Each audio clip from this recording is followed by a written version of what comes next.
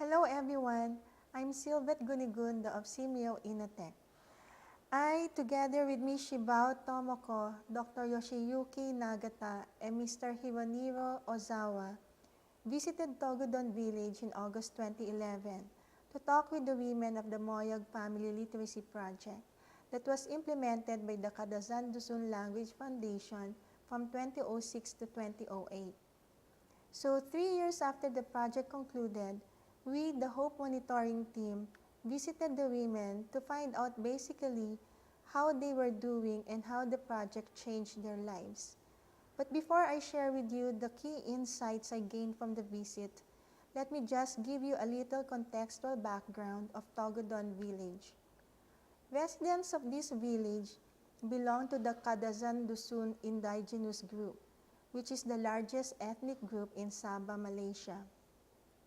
The Kadazan Dusuns in general were at risk of losing their mother tongue because those who live in the urban areas no longer speak the language, and those who live in the rural areas lack written materials that could promote it.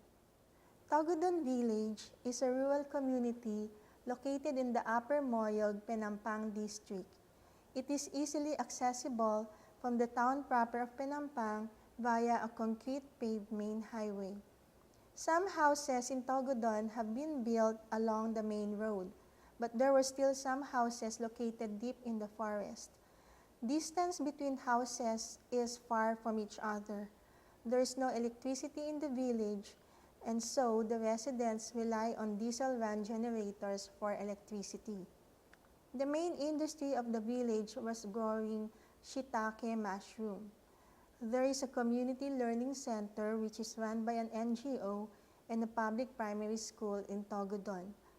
A public secondary school is located 18 kilometers away from the village, but many of the residents could no longer afford to send their children to it due to the cost of transportation. Togudon Village was selected because of its high illiteracy rate, school dropout rate, and poverty rate among the Kadazan Dusun population. And it is within this context that the Moyog Family Literacy Project was implemented. 11 Togudon women with various educational backgrounds participated in the project. The overall goal of the project was to maintain and preserve the language and culture of the Kadazan Dusun people. In doing so, KLF implemented 4 main activities. First, KLF developed the basic literacy skills of the women in their mother tongue. Second, KLF strengthened their literacy on ESD concepts by building on their existing indigenous beliefs and practices about their environment. Third, KLF merged the basic literacy skills and the ESD literacy of the women by asking them to write stories in their mother tongue about their culture and environment. And fourth, KLF published the stories of the women. Our visit to Togudon Village enabled us to relive the experiences of the women as they journeyed through being non or semi-literates to being storybook writers. We also listened to them on how the project empowered them to be their own persons and how the project made an impression on the community. Our observations led us to conclude that the project was successful in achieving its goals because of the following 3 major enabling factors. 1. Partnership with other organizations. It was a wise decision for KLF to partner with Pacos Trust in identifying the project site and in providing the project coordinator and facilitators as well as the venue for the literacy classes and writing workshops.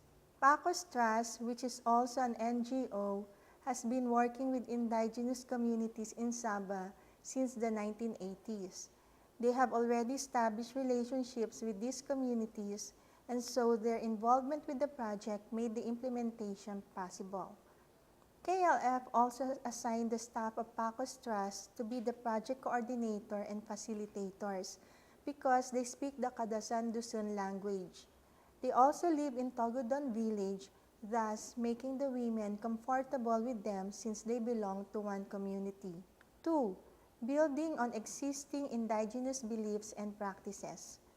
Gotong Royong is a traditional practice of the Kadasan Dusuns of gathering people to do things together for the benefit of the community or environment. The project used this custom as the springboard to bring the villagers together and orient them about the project. With the help of Pacos Trust, KLF called on the parents and families of the children enrolled at the Community Learning Center, operated by Pacos Trust, to help clean the school. About 50 parents and family members came. After cleaning the school, KLF gave the orientation on the project. 11 women remained to participate in the project. Telling them about the importance of acquiring basic literacy skills was easy since the reasons were quite obvious. But explaining to them the importance of having ESD literacy and transferring this to the next generation was more challenging. Nevertheless, Ms. Rita Lasimbang, the Chief Executive Officer of the KLF, was able to emphasize the importance of maintaining and sustaining ESD literacy by again building on the existing indigenous beliefs and practices of the Kadazan Dusun people. She explained to them that their indigenous beliefs and knowledge about their natural environment already exists in the community. They, the women and the villagers, were already practicing ESD in their daily lives. They already believe that nature has its own spirit and it gives life to the people, and so their land, forests, and rivers should always be respected and protected. However, there is a need for this existing knowledge and beliefs to be internalized by everyone, making them part of their flesh and blood, so that their children will also observe and practice the same knowledge and beliefs to ensure the continuance of the growth and development of their people.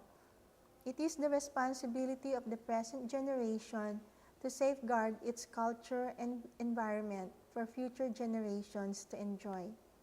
3. Using the peer learning mode and group writing session. KLF used the peer learning mode during the story writing phase. Because the women have different educational background, some women were paired according to the level of their literacy skills. The pairing consisted of learners with high and low level of literacy skills. This enabled the neo-literates to overcome their anxiety of writing their stories since they are not doing the story writing alone. The women also met as a group during the writing phase, and they were able to write their stories together but still separately. Because of the peer learning mode and group writing sessions, they had the opportunity to share with one another their feelings, thoughts, and challenges about their writing experience. They were bonded to each other because of the project. They were able to draw strength from one another, making them their own strongest supporters. So these are the 3 major enabling factors that contributed to the success of the project. Other details of the project and the specific impact on the lives of the women and the community are included in the slide presentation. But before I end, I would like to comment on the Hope Evaluation Framework. On the first day of our visit to Togodon Village, I had on my traditional external researcher mindset. I was the person holding the magnifying glass, looking at the women and even the project implementers at a distance. I was there looking for hard evidence that would tell me that indeed the project was successful and it made an impact on the women and the community. It was only during the succeeding days as I worked with my fellow team members using the appreciative and participatory hope evaluation approach that my mindset changed. I realized that I was also there to help the women process their own feelings and thoughts about how the project changed their lives and their community. They were at the center of evaluating the project based on what transpired 3 years after the conclusion of the project. In terms of its impact on their lives and their lifelong learning journey, It was inspiring to work collaboratively with the women as fellow researchers, and I learned so much about the diversity and richness of their culture and indigenous knowledge system. It was a new experience for me, but highly rewarding because I was able to look at the project from different angles, thus giving me a more holistic picture of what happened and what could still happen as their collective story continues. And because of this experience of doing the evaluation with them and not of them, new hopes were formed and old hopes were rekindled by everyone involved in the project. Thank you very much for listening.